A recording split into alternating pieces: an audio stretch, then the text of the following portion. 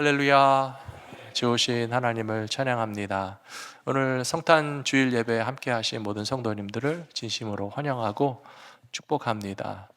정말 즐겁고 기쁜 성탄절이 되시고, 오늘과 내일의 여러분의 가정과 삶 가운데 하늘에서 내려주시는 기쁨이 넘치시게 될 줄로 믿습니다. 여러분은 성탄절에 받으신 선물 가운데서 가장 기억나시는 좋은 선물이 무엇이 있습니까?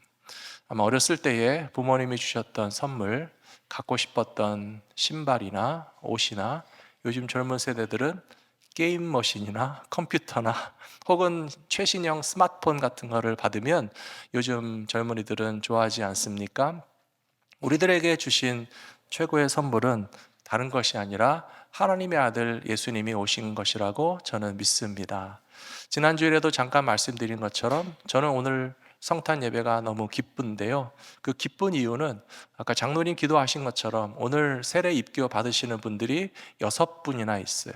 6분이나 계셔서 예상치 못했고 기도하지 못했던 기쁨인데요. 제가 예식서를 찾아서 준비하다 보니까 한 10년 전쯤에 이렇게 많은 학생들이 세례 입교 받았던 때도 있었어요.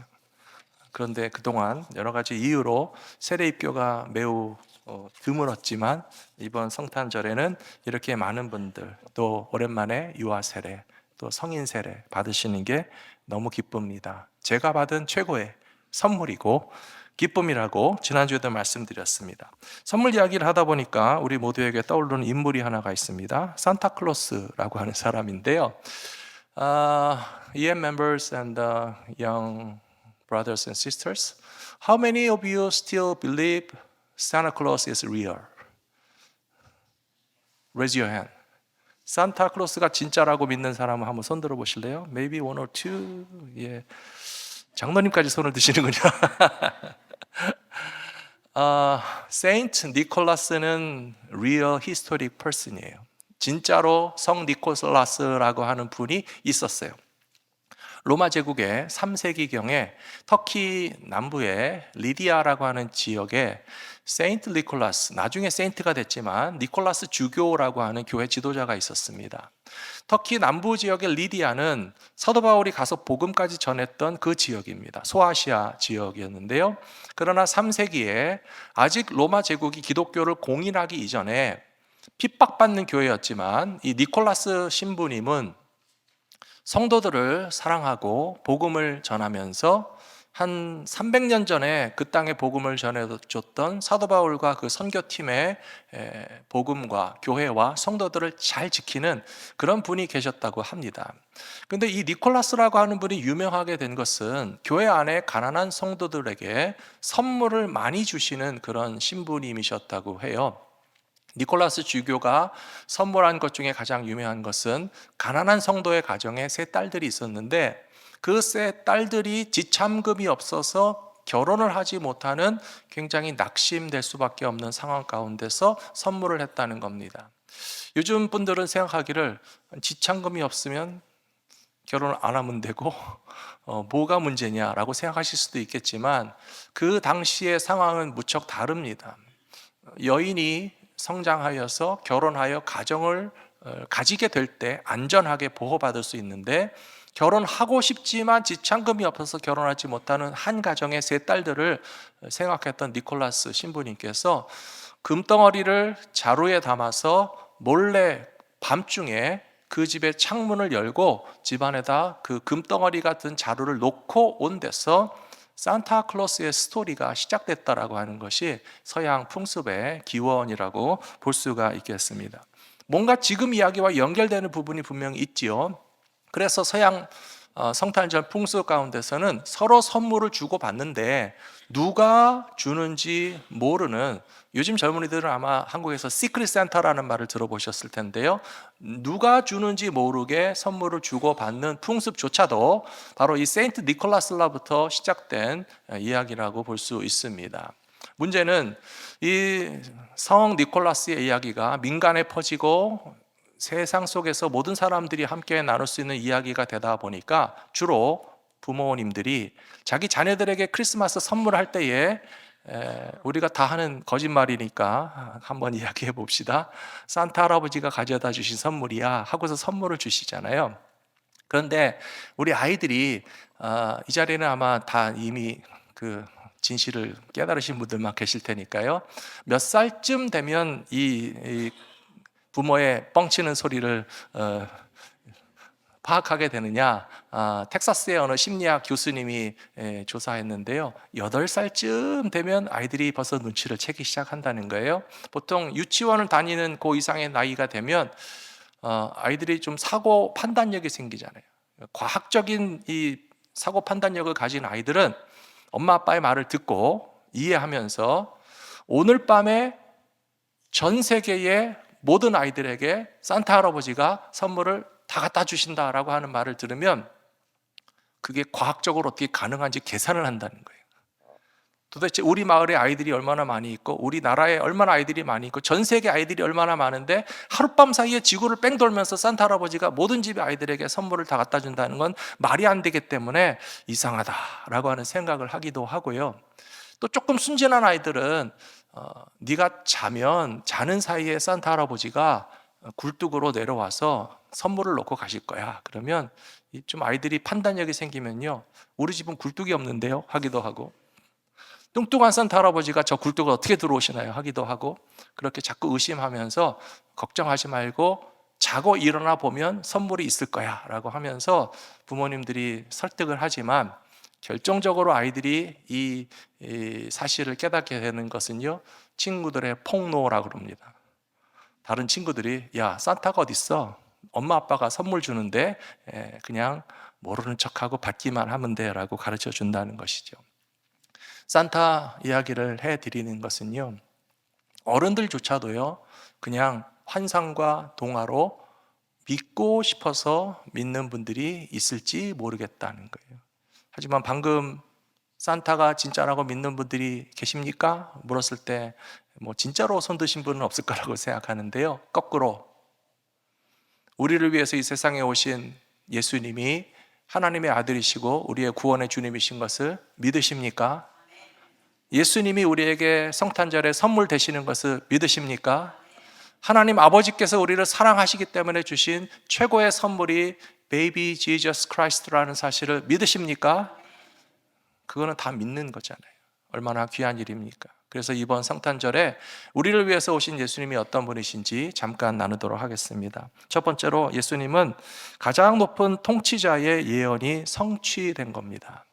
오늘 마태복음 말씀해 보니까요, 헤롯 왕에게 찾아온 동방 박사들이 유대인의 왕이 어디에 계십니까? 유대인의 왕이 오늘 태어나셨는데 어디 계십니까? 라고 질문하자 헤롯 왕은 당황했습니다. 이유가 뭐냐 하면 자기 자신이 지금 현재 유대인의 왕으로서 통치하고 있지만 자기는 자격이 없는 사람이라는 사실을 누구보다 잘 알고 있었어요. 헤롯이라고 하는 사람은 그의 혈통 자체가 이두메 사람이라고 그랬습니다. 이두메 사람은 에도마이트, 에돔 족속이고요, 에돔 족속의 조상을 거슬러 올라가면 이삭의 쌍둥이 아들 가운데서 야곱이 아닌 에서의 후손이 에돔 족속이 되었고, 그 에돔 족속인 이두메 사람인 헤롯이 이스라엘의 왕이 됐으니까 자기 자신의 마음 가운데 부자격자가 왕이 됐다라고 하는 자격지심이 있지 않았겠습니까? 모든 사람들에게 다 그런 심리가 있는 것 같아요. 나는 내가 지금 서 있어야 할 자리가 아니고 내가 누려야 할 특권이 아닌데 나에게 가진 이 특권과 자리에 대해서 누군가가 자격이 없다라고 이야기한다면 굉장히 마음이 실망스럽고 부끄럽고 혹은 감추고 싶은 감정이 일어나면서 또 역으로 공격하기도 하는 반응이 나타나기도 하는데요, 헤롯 왕이 바로 그런 심정이었습니다. 유대인의 왕이 태어났다고 하니까 겉으로는 반가워하지만 그러나 나 말고 누가 왕이 될 수 있느냐라고 하는 생각을 하게 된 것이죠. 그래서 오히려 역설적으로 우리에게 가르쳐 주시는 것입니다. 경배를 받으실 분은 헤롯 왕이 아니고 아기 예수님이시라는 거예요. 마태복음 2장 6절 말씀해 보시면 이렇게 되어 있습니다. 유대 땅 베들레헴아, 너는 유대 고을 중에서 가장 작지 아니하도다. 내게서 한 다스리는 자가 나와서 내 백성 이스라엘의 목자가 되리라 하였음이니이다. 이 말씀은 구약성경 미가서 5장 2절의 말씀입니다. 미가라고 하는 예언자, 선지자는 약 주전 730년경에 활약했던 선지자였는데요. 지금 현재 우리가 경험하고 있는 이스라엘의 왕들은 진짜 왕이 아니다. 730년이 지나서 이 땅에 태어나실 분, 베들레헴에서 태어나실 분이 진짜 우리를 통치하는 지도자가 되실 것이고, 그분에 대해서 특별히 이스라엘의 목자가 될 것이다 라고 표현하는 것이 예수님 탄생에 대한 예언의 말씀이라는 겁니다. 이스라엘 백성들은 목자라고 하는 직업에 대해서 너무나 잘 알고 있었습니다. 왜냐하면 집집마다 양을 키우고 있었기 때문에요. 여러분 혹시 어렸을 때 집에서 돼지 키우신 분들 있으세요? 없군요. 닭을 키우신 분들이 있습니까? 없군요. 도대체 어느 나라에서 오셨습니까? 돼지 키우는 것도 못 보고 닭 키우는 것도 못 보고 못 봤으니까 몰라요. 돼지가 얼마나 지저분한지, 그러나 동시에 깨끗한지, 또 닭이 얼마나 또 알을 낳는 게 신기한지 우리는 안 봐서 모르는데요. 양치는 목자들에 대해서 이스라엘 사람들은 너무나 잘 아는 것이 집집마다 양을 다 키우니까요. 양이 태어나면 양 새끼가 얼마나 귀엽고 예쁜지. 하지만 그 양이 들판에 풀어놓으면 길을 잃어버리고 제대로 먹을 것을 찾으러 돌아다니지 못하기 때문에 누군가가 항상 보호해 줘야 된다는 사실을 이스라엘 사람들은 너무나 잘 알고 있었습니다. 아브라함의 직업이 목자였어요. 이삭도 양치는 일을 했습니다. 야곱이 바로왕 앞에 가서 우리는 양치는 사람들이라고 얘기했습니다. 그리고 누구보다도 이스라엘의 왕이 된 사람이었지만 다윗이 본래 가진 그 집안의 직업이 뭐였습니까? 양치는 목자였어요. 양을 치던 목자였던 소년 다윗이 들판에 나가서 양떼를 돌보다 보다가 깨달은 사실이 있어요. 무엇인지 아십니까? 시편 23편에 나오는 것처럼 하나님이 목자시로구나. 이스라엘 사람들은요, 하나님도 목자라고 생각합니다. 예수님께서 스스로 말씀하시기를 뭐라고 얘기하셨죠? 영어로 I am a good shepherd라고 얘기하셨어요. 예수님이 당신 자신이 나는 목자다라고 말씀하셨어요. 하나님을 목자라고 생각하고 예수님도 목자라고 생각하시는데 우리를 위하여서 목자 같은 지도자가 태어나시면 다윗이 고백했던 것처럼 여호와는 나의 목자가 되시기 때문에 나에게는 부족함이 없으리로다. 그가 나를 푸른 초장 맑은 물가로 인도하시고 사망의 음침한 골짜기로 다닐지라도 지팡이와 막대기로 지켜주실 그런 분이 태어나신 것이기 때문에 예수님의 탄생은 우리가 목자, 진짜 목자가 오셨구나, 기쁨과 감사로 맞이하고 경배할 수 있는 대상이 되신다는 사실을 믿으시기 바랍니다. 두 번째로 예수님은 이 세상의 만민들과 만물들의 경배를 받으시기에 합당하신 분이라고 하는 사실입니다. 오늘 말씀 2장 8절에 보니까요, 헤롯 왕이 박사들을 베들레헴으로 보내며 이르되 가서 아기에 대하여 자세히 알아보고 찾거든 내게 고하여 나도 가서 그에게 경배하게 하라, 그렇게 얘기하고 있어요. 헤롯 왕이 뭐라고 얘기했다고요? 나도 경배하고 싶다라고 말했어요. 물론 이건 거짓말입니다. 헤롯 왕은 가서 경배하지 않았어요. 하지만 표면적으로는 적어도 유대인의 왕이 태어나셨다면 나도 가서 경배하는 게 맞다라고 하는 사실을 자기 입으로는 말했다라고 하는 사실이에요. 그렇다면 예수님이 탄생하셨는데 왜 동방박사들이 찾아와서 경배하고 또 양치던 목자들도 경배하고 헤롯 왕조차도 그분에게 경배해야 된다라고 얘기했을까요? 과거에는요, 하이어키칼 소사이어티였어요. authority, 권위라고 하는 것이 위에서부터 형성되어 있습니다. 왕, 아버지, 대장, 높은 사람들에게는 우리가 그냥 억지로라도 고개를 숙여서 경배해야 되는 그런 권위적인 사회에 살았어요. 근데 요즘에는요, 그런 권위가 별로 통하지 않습니다. 집에 가서 아버지들이 아들들한테 야, 아버지한테 경배해. 그러면 경배합니까? 아버지 왜 그래요? 그럴 거 아니에요. 회사 가서 직장에서도 그냥 직장 상사와 함께 일하는 동료의 관계지 복종하지는 않습니다. 오늘날 어느 사회에도 이렇게 위에 있다고만 해서 경배를 받을 만한 권위라고 인정하지는 않지만, 그러나 모든 사람들이, 젊은 사람들이, 그리고 다른 모든 권위에 저항하는 사람들까지도 경배하는 대상은 있어요. 누군지 아십니까? 나를 사랑해서 나를 위해서 희생해 주신 분이 계시다면 그분 앞에 고개를 숙입니다. 나를 위해서 희생하신 분, 나를 위해서 사랑하신 분, 나를 위해서 놀라운 사랑을 베풀어 주신 분에게는 기꺼이 찾아가서 고개를 숙이고 무릎을 꿇고 감사하다고 경배할 것이에요.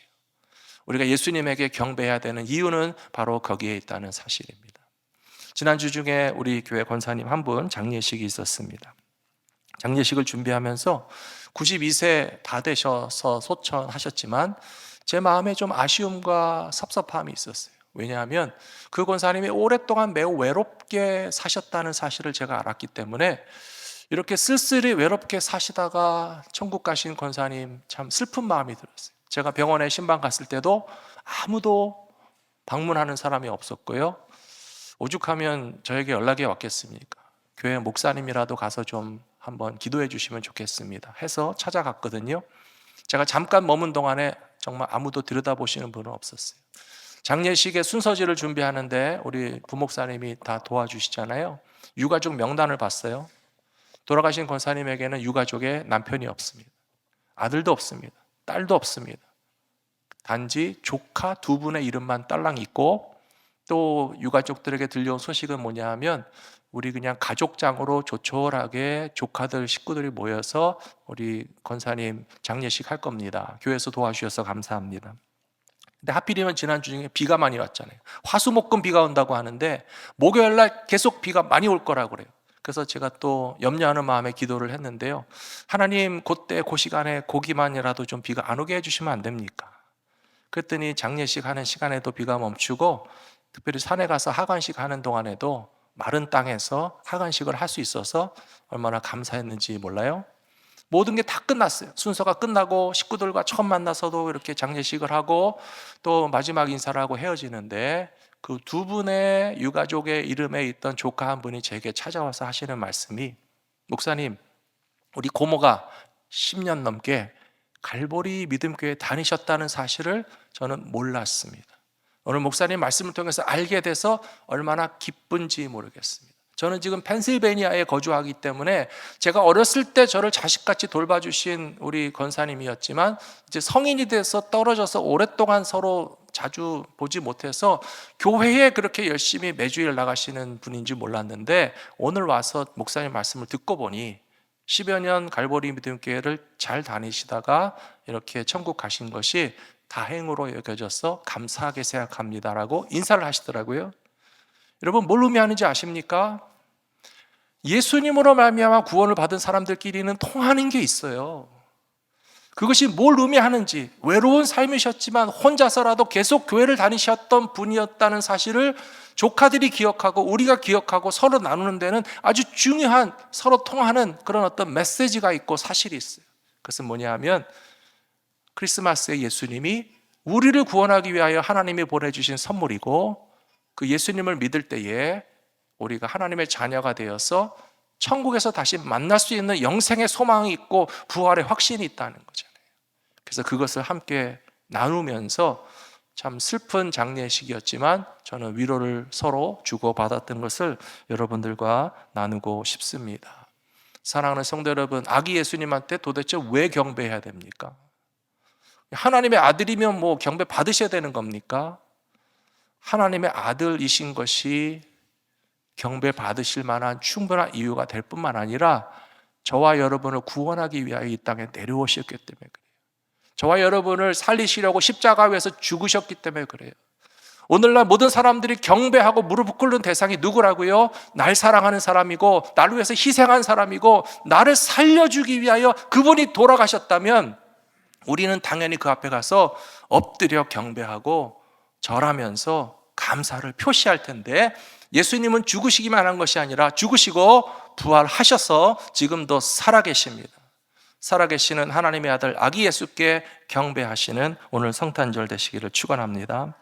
마지막 세 번째로 진정한 경배는 빈손으로 드리는 게 아닙니다. 가장 소중한 최고의 예물을 드림으로써 우리의 경배를 표현하게 되어 있습니다. 동방에서 온 박사들이 예수님의 어머니 마리아 앞에서 보배 합을 열어서 황금과 유향과 모략의 세 가지 선물을 드렸다라고 되어 있어요. 성경을 보시면 재미있는 것이요, 헤롯 왕이 동방 박사들에게 자세히 물어봤습니다. 언제부터 별을 관찰하다가 준비해서 여기까지 왔소? 라고 물어보니까 이 동방의 천문학자들이 이 이상한 별의 등장과 자신들의 준비와 여행 기간에 대해서 쭉 헤롯 왕에게 다 진술을 했을 때 대충 계산이 나오잖아요. 적어도 1년에서 1년 6개월 정도가 걸린 거예요.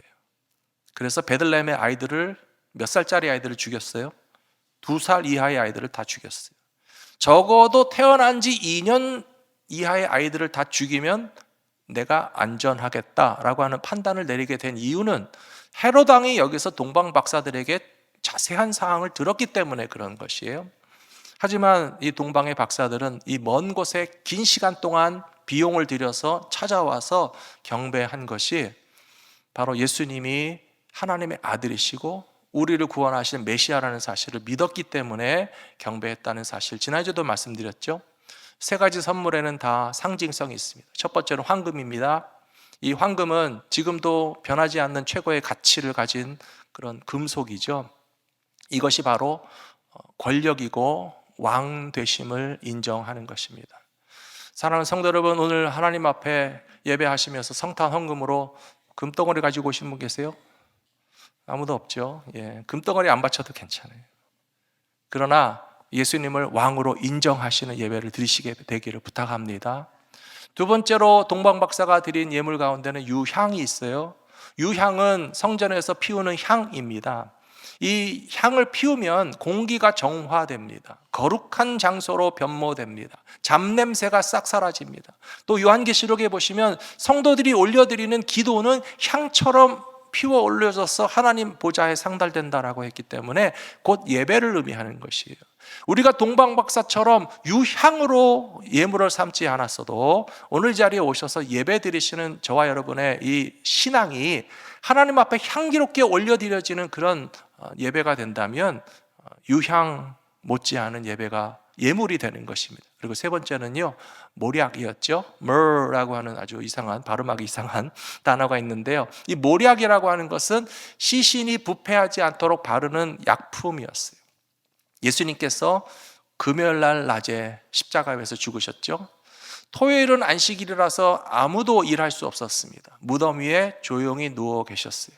그리고 일요일날 새벽이 되자 예수님의 어머니 마리아, 또 요한의 어머니 마리아, 또 막달라 마리아, 몇몇 여인들이 모략을 가지고 예수님의 무덤을 찾아갔어요. 돌아가셨으니까 시신이 누워있는 그 무덤에서 예수님의 몸에 발라드리려고 찾아갔죠. 하지만 놀랍게도 그 모략, 시신 부패 약품을 바를 기회가 없었습니다. 왜 그랬죠? 살아나셨으니까. 예수님은 부활해서 살아나셨어요.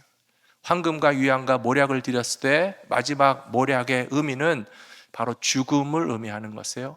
그러나 예수님은 십자가에서 죽으셨지만 사흘 만에 다시 살아나셔서 지금도 살아계시는 저와 여러분 모두의 구원의 주님이 되셨습니다. 사랑하는 성도 여러분, 여러분들이 받은 선물 바로 예수님입니다. 오늘 이 크리스마스에 저와 여러분이 받아서 가장 기뻐할 만한 선물은 예수님이고요, 세례를 받으시는 모든 분들도 나도 이 선물을 받았다, 맞습니까? 나도 이 선물을 받았다. 그것 때문에 공표하면서 세례받는 기쁨과 믿음이 앞으로 계속 넘쳐나시게 되기를 축복합니다.